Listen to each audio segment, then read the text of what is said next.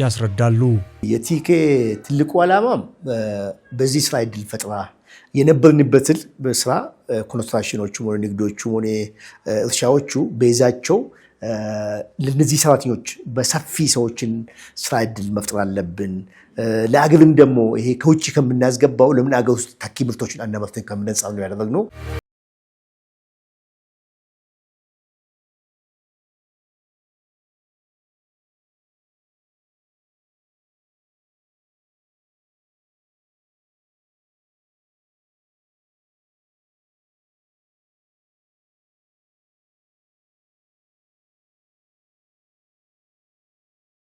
ቶችንና ሌሎችንም በማምረት ለተጠቃሚው ህብረተሰብ እያደረሰ ይገኛል።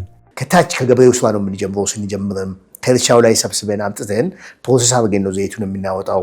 የተረፈውን ምርቱ ደግሞ አንጥለውም፣ እዛው ለአኒማል ፊዱ እናደርጋለን፣ እዛው ለሰው ይደረጋል። ሌላው ደግሞ ኤክስፖርት ወደ ውጭ ይላካልና በስራ ዕድል ፈጠራ በአሁኑ ሰዓት ከፋብሪካ ውስጥ የሚንቀሳቀሱት ለጊዜው ራሱ ከ450 ሰራተኞች በላይ በመንቀሳቀስ ይገኛሉ። በሌሎች በቢሮዎች በሌላ ችግሮች ላይ ብዙ ሰራተኛ ይዘን ነው በአሁኑ ሰዓት እየተንቀሳቀስን ያለ ነው።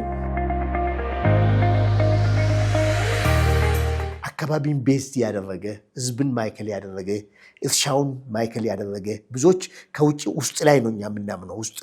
በውስጥ ባለው አቅም ስለምናምን ብዙ ያደጋት ሀገሮችን ለምሳሌ እንደ ቱርክ አይነት አይቼው ነበር። እኔ ኬሰሪን በ2010 መጨረሻ አካባቢ እንደ ኢትዮጵያ አቆጣጠር አይቼ ነበር።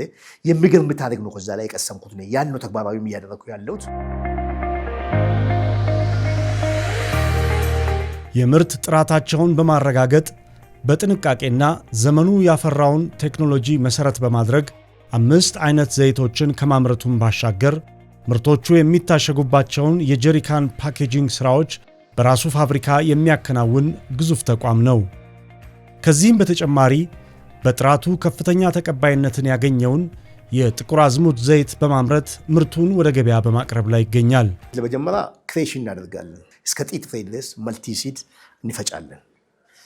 ከዛ በመቀጠል ወደ ሪፋይነር እንካለን። ዘይቱ ወደ 5 አይነት ዘይት እናመርታለን። በመቀጠል ከዛው አኒማል ፊል በብዙ ቶን የሚመረተውን አኒማል ፊል እናመርታለን። ከዚህ ካገኘነው ካወጣነው ኬክ ወይም ደግሞ የተረፈ ምርቱ የሶያ ቤስት እናመርታለን። ፕሮቲኑ ማለት ነው። የጥቁር አዝሙድን ዘይት በአገራችን ለመጀመሪያ ጊዜ ለመድኃኒትነት ለዓለም ሕዝብ እንዲቀርብ ደረጃ ወዳቢዎች አስወስነን እናመርታለን።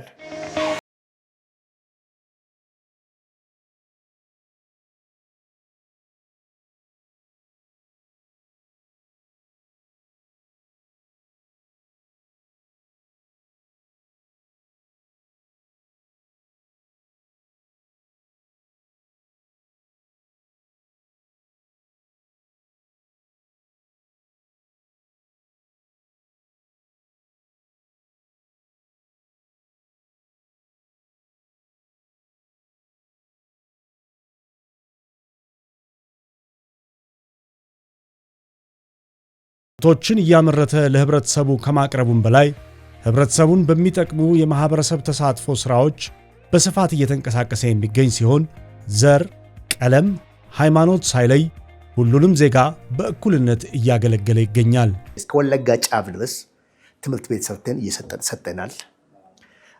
ሌሎች አካባቢውም አዲስ አበባ አይቴ ከሆነ አዲስ አበባ አካባቢ ላይ በሚደረጉ ተሳትፎች በተለያዩ ጊዜ እየተሳተፍ እያደረግን ያለ ነው። ልጃቸው ቀለል ያለና ኑሮች ምቹ ያላቸውን ሰዎች ሁለት ቤት በየዓመቱ እየሰራን እየሰጠናቸው ነው ያለው።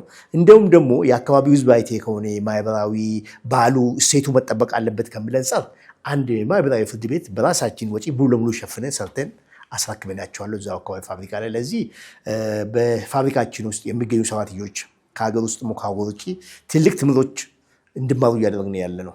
በዚህ በኩል በሶሻል ሃይማኖት ዘርን ሳንለይ ለማንኛውም ነገር ላይ ተሳተፍን እያገለገልን ያለ ነው በአሁኑ ሰዓት።